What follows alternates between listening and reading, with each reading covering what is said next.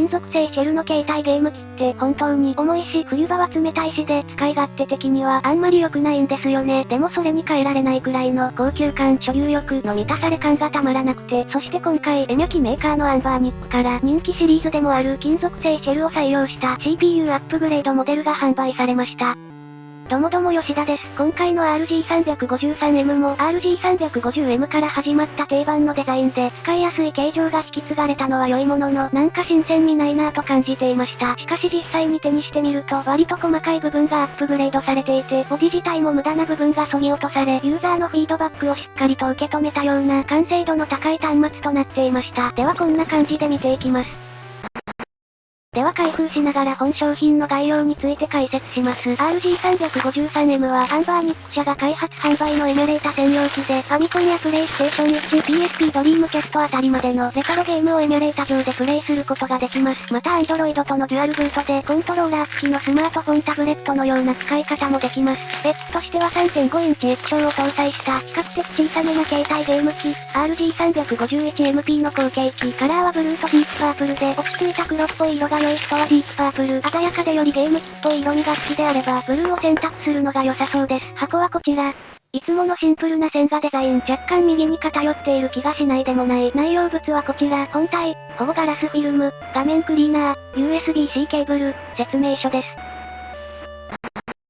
今回初めて金属シェルのブルーを手にしましたが、写真で見る印象よりもかなり上質、原色というよりは、深みがある青で、安っぽさを感じさせません。精度、ビルドクオリティは相変わらず十二分に高く、これまでのノウハウが十分に活かされているように感じます。今回は一部では不評だったアンバーニックロゴが消えて、より画面占有率が高くなっています。それにより、ボタンアナログスティックの配置もかなりまとまり、コンパクトになりました。右側には ABXY ボタン、スタートボタン、左側には十字キーとセレクトボタン、左右にアナログスティックが配置されています。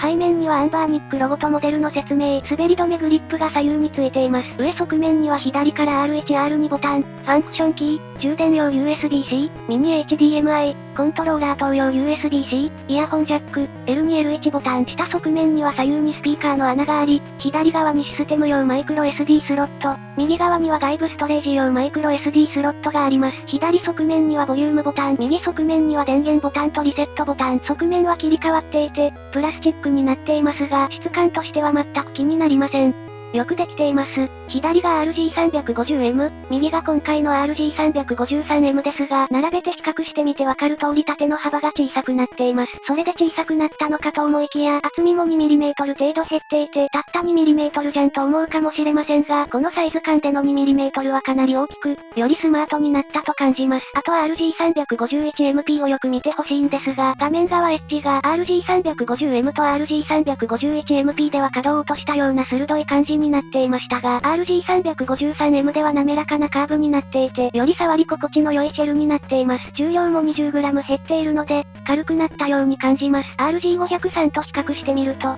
かなり小さいハードに感じます。色味は503よりも濃いめのブルー。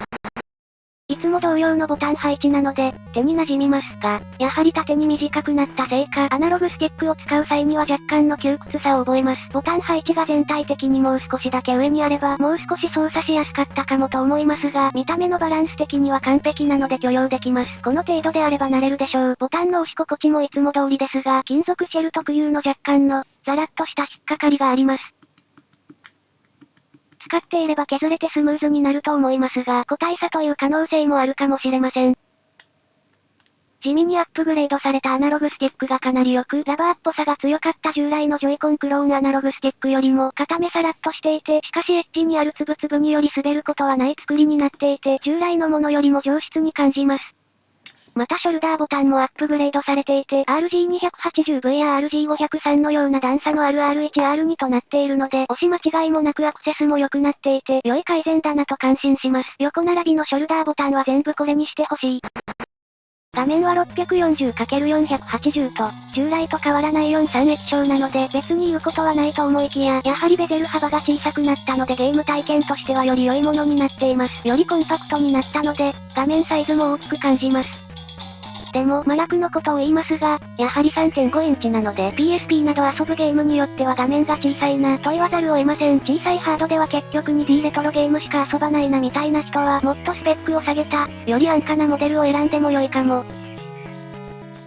スピーカーはステレオスピーカーなのでバッチリ左右から聞こえますが、若干こもり気味に感じます。シェルが金属であることによる問題、もしくはスピーカーの開口が小さいから、などの理由があるかもしれません。まあ個人的には気になるレベルではありませんが、ここ最近で一番いいスピーカーだなと感じたのは RG353P なので若干期待してしまっていました。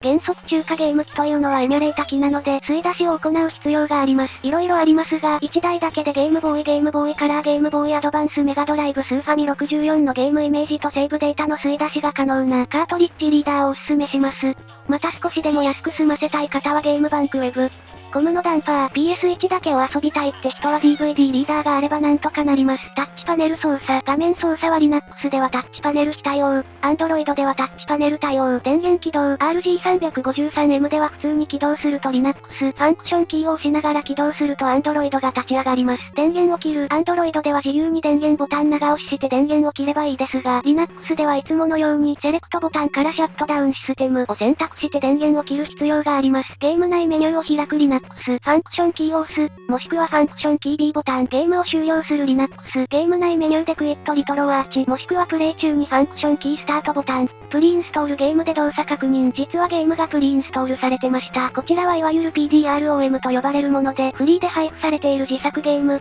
ホメブリューゲームとなります。まず最初はこれらの PDROM で動作確認を済ませた方が良いかも。Google プレイストアなし、Android では各種エミュレータがプリインストールされていますが、Android 用のアプリストア、Google プレイが入っていません。なので Android 用の有料ゲームが使えないほか、導入する場合はいわゆるアップピュアなどを使用して、ノラアプリをインストールする必要があります。HDMI 出力可能。本端末は上部にあるミニ HDMI 端子で HDMI 出力が可能です。Linux モードではモニターに接続した後起動することで映すことが可能。液晶に合わせたアスペクト比となるので、このように PSP なども良い感じに遊ぶことができます。映している途中でケーブルを外しても本体側に表示されません。また起動後に接続しても表示されません。Android ではミラーリングされいつでも抜き差しできるんですが、アスペクト比が引き伸ばされた感じになるので気になります。全然期待していないというか、いつも通りのやつだろうと思っていましたが、サイズダウンや新アナログスティック、ファンクションキーなど、しっかりと改善されている完成度の高いモデルでした。3.5 インチの端末が欲しいのであれば、間違いない選択です。ですが、スペックアップに伴う値上げに加え円安でかなりお値段が張ります。なので RG351MP などを気に入ってヘビーユースしているユーザーであれば買い替えで幸せになれると思いますが、何を買ったら良いかなと悩んでいる方は、より性能の高く、より画面が大きいリトロイドポケットさんや、今後発売される RG505 など、もしくはもう少し安く 3.5 インチが欲しいなら RG353P とか、選択肢は色々あるので、検討してみてください。まあ、金銭的に余裕があるなら購入推奨。